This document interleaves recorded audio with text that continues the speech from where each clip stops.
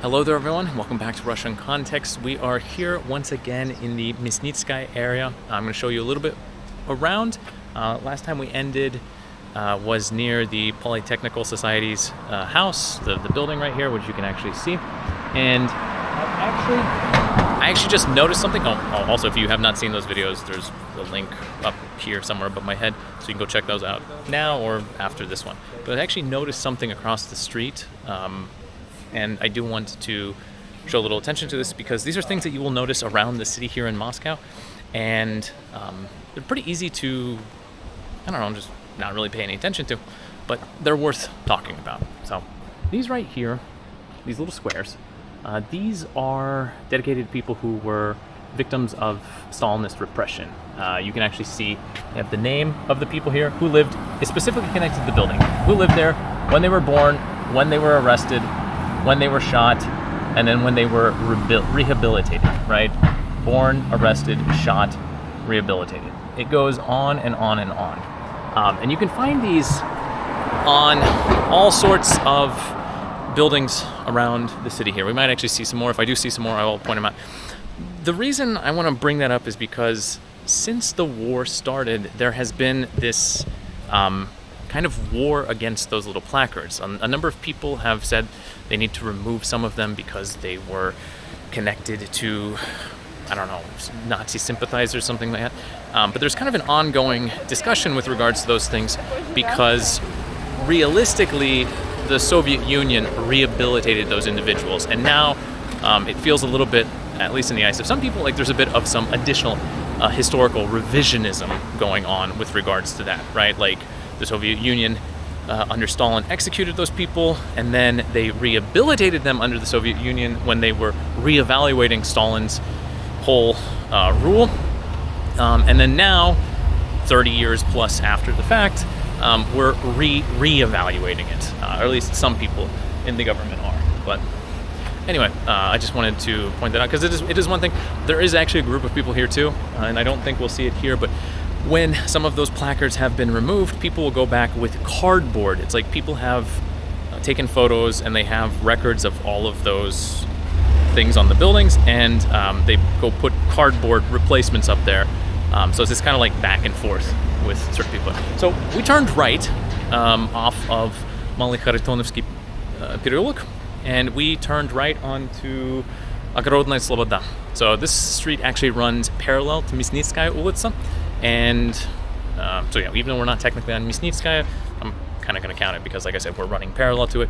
And realistically, at the end of this, at the end of Огородная Слобода here, there is a very nice old manor house, the Vysotskiy manor house, but we'll see that in a second. We're going to just flip the camera back around, get it off of me.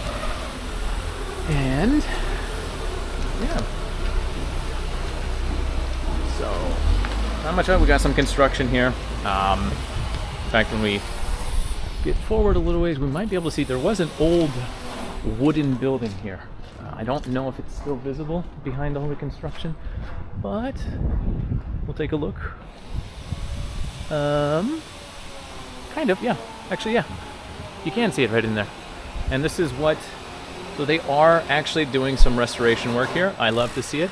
You can actually see the old wooden things here. So this two-story wooden building, it was actually built in 1875 when all of this was hospital territory. All of the other buildings, aside from this two-story wooden one, were torn down at the end of the 1930s. And just this one right here. This is the only one that actually survived for whatever reason. It was used as a medical clinic during the Soviet era. It's currently an administrative, it was an administrative building for the Moscow government. But yeah, so this is like over 150 years old, so it's good to see that they are doing some restoration work with it. Yeah. One of the things I love about this street is it's just like so quiet. I mean, not to say Myasnitskaya is a super busy street by any means, but this is, aside from the construction, this is it. It's such a peaceful, quiet little thing.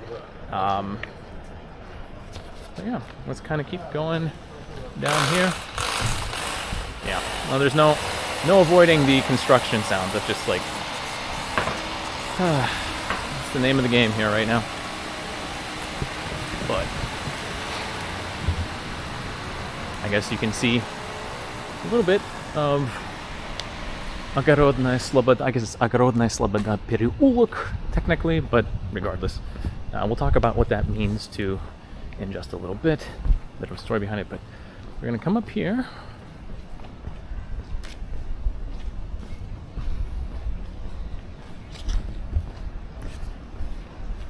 And here on the left, you'll start to see the manor house that I was mentioning. This is the Vysotskiy manor house. But again, we're going to get into all of that in just a little bit. It's actually also a really nice house across the way. I don't know anything about it, to be completely honest. So I'll just cross over to it now. But yeah, I feel like there's got to be some history to this building as well too, because it's also an absolute beauty. But yeah, I don't know anything about it. I do know a little bit about the Vysotskiy house. But before we get over to that, I actually want to come over to the statue. Kind of an interesting one. It's an interesting one because it's Lenin. But if you didn't know it was Lenin, you probably would never guess that it was Lenin. The statue depicts the father of the Russian Revolution as a young man, which is quite unusual. We're typically seeing him as the bald figure that we all recognize, or sometimes as a school child. That was also quite common during the Soviet era. But if you look carefully at the neck, you can actually kind of see it. Again, I'll zoom in a little bit. There's a hole and a crack up there. So back in 2008, a storm came through this area and knocked over, a tree that is currently not here, but you could imagine there being a large tree somewhere here, and a cottonwood, a topol.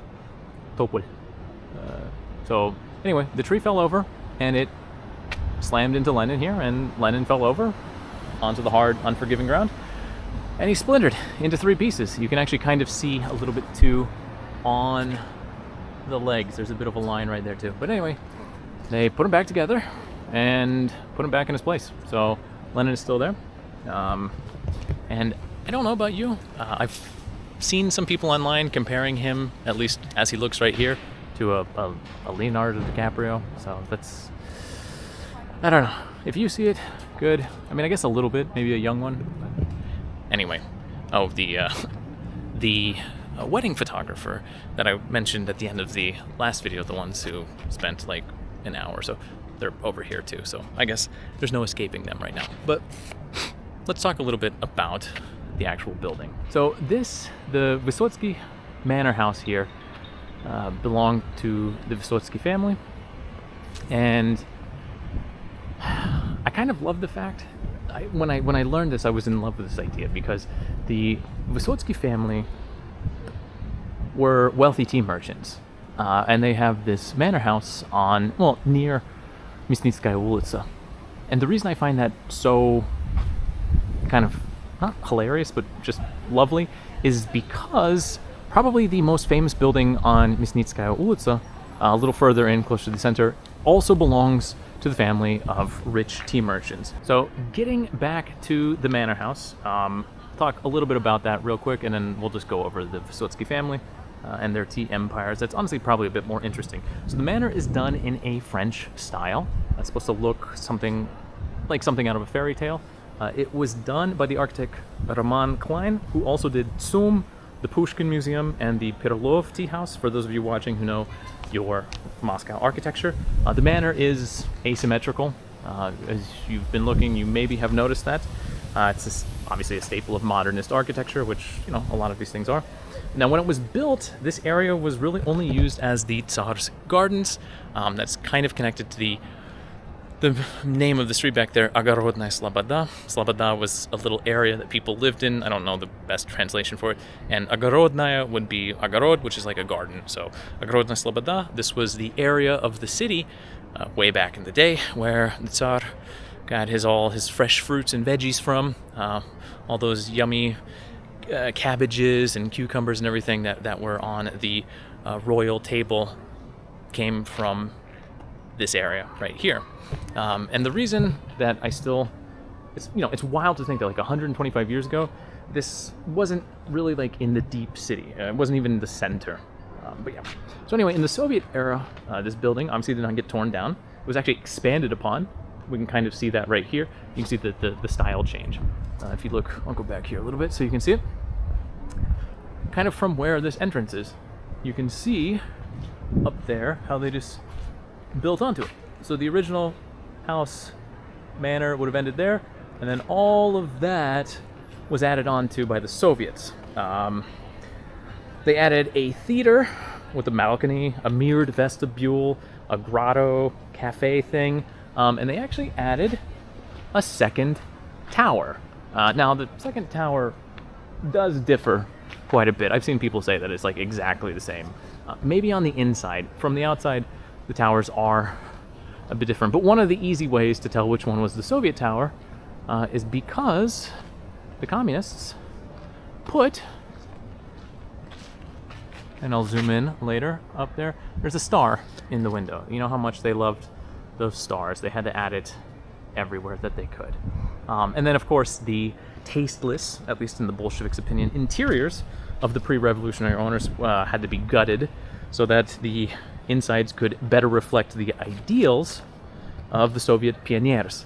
The Soviet pioneers were a group that was similar to the Boy Scouts or the Girl Scouts, something like that.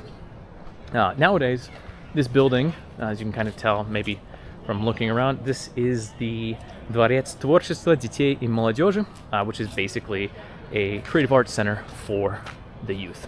So, yeah, the Soviet end, the brickwork is not as lovely as the original work done by Roman Klein back when it was made, like 125 years ago? But, still.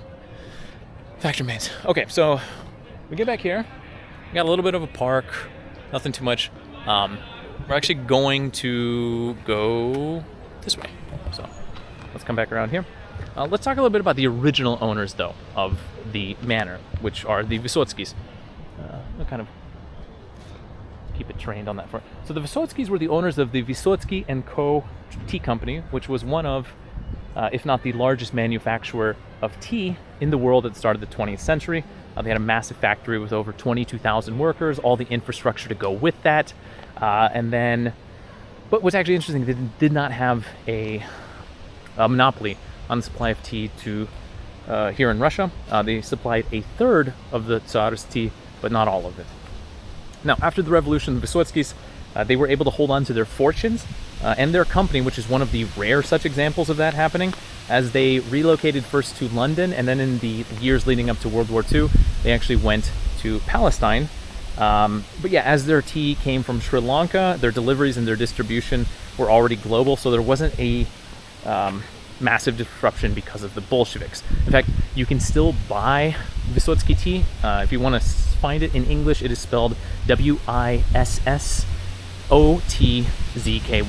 So you can still find their tea for sale in 2025.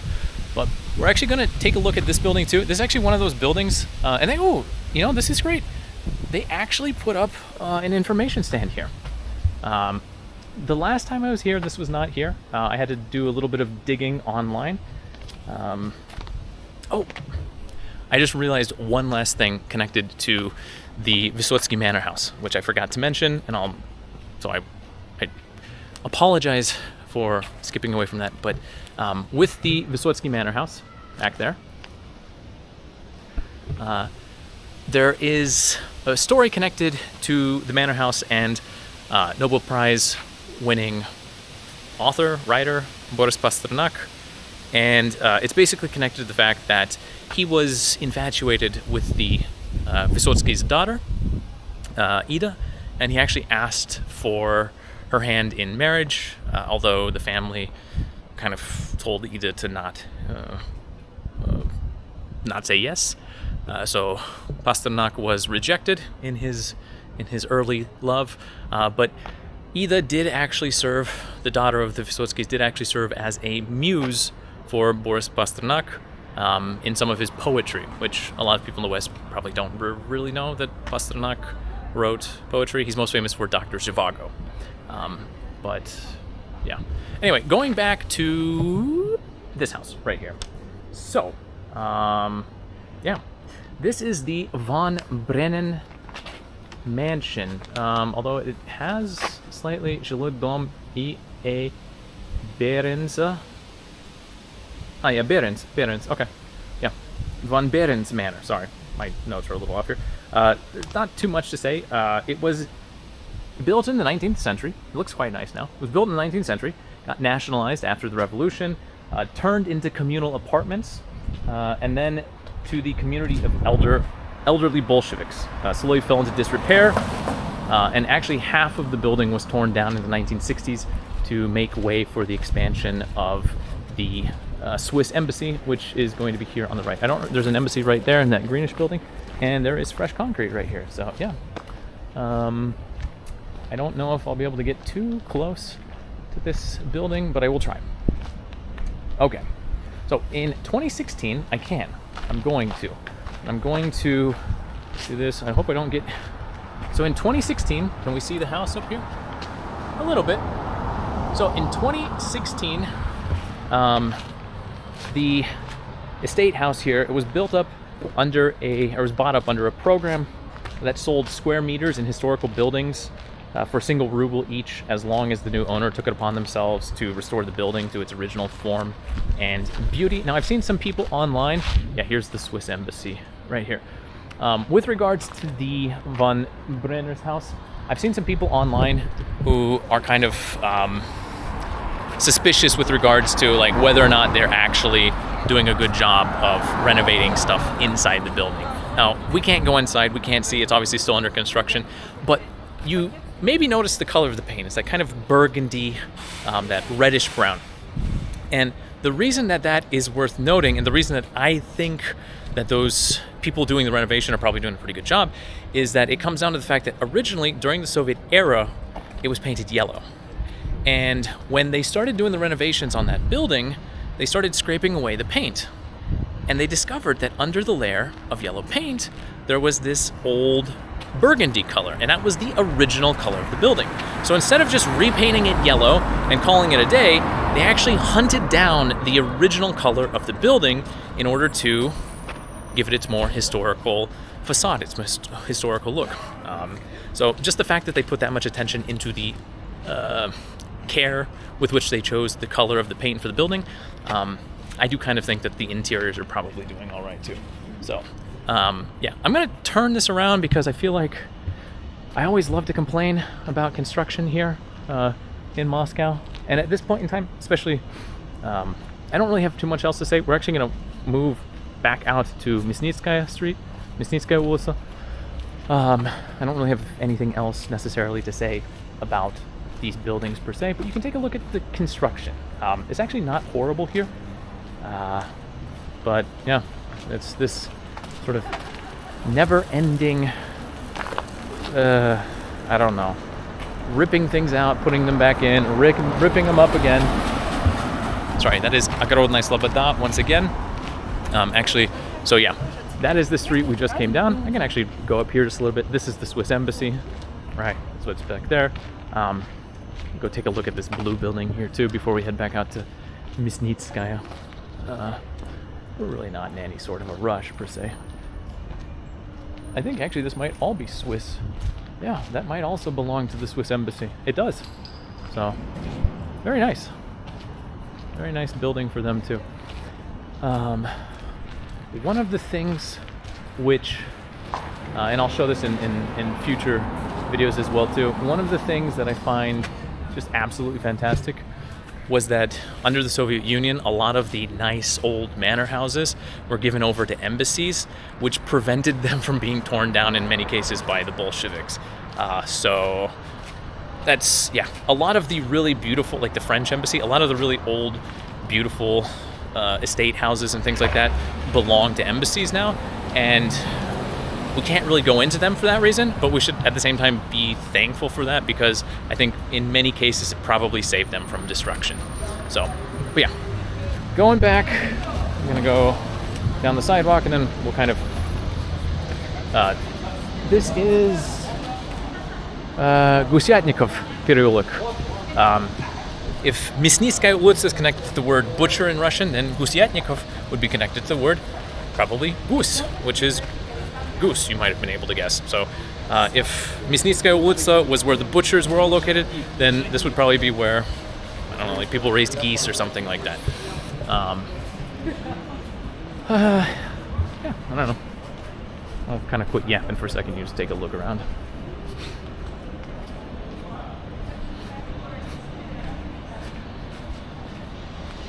It's, you know, it's under construction. It's not too much else to say about that, but...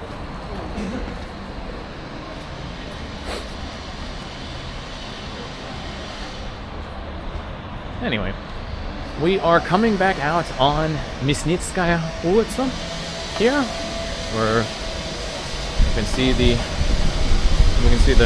lovely sun and sunset coming up here, and plenty of construction.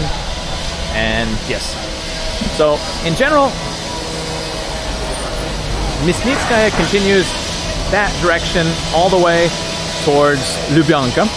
But we are not going to be going there. In fact, I'm actually going to backtrack a little bit just to wrap things up here. So yeah, that has been the end of this little tour of Myasnitskaya улица, and in general this tiny little part of the city. If you enjoyed the video, give it a like. If you haven't, subscribe. And if there was something that you saw that was interesting, maybe something that I missed as I was going around and explaining everything, feel free to leave a comment, or if there was maybe just something that you would like to know a little bit more about, leave it as well, and I will do my best to maybe either do a follow-up video or just give you the information that you need in the comments down below. But yeah, I will be...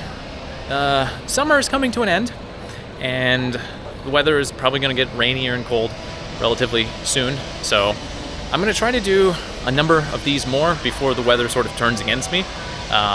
So keep your eyes open, keep your eyes peeled for that. And yeah, anyway, y'all take care of yourselves. This has been Russia in Context. Thanks for watching.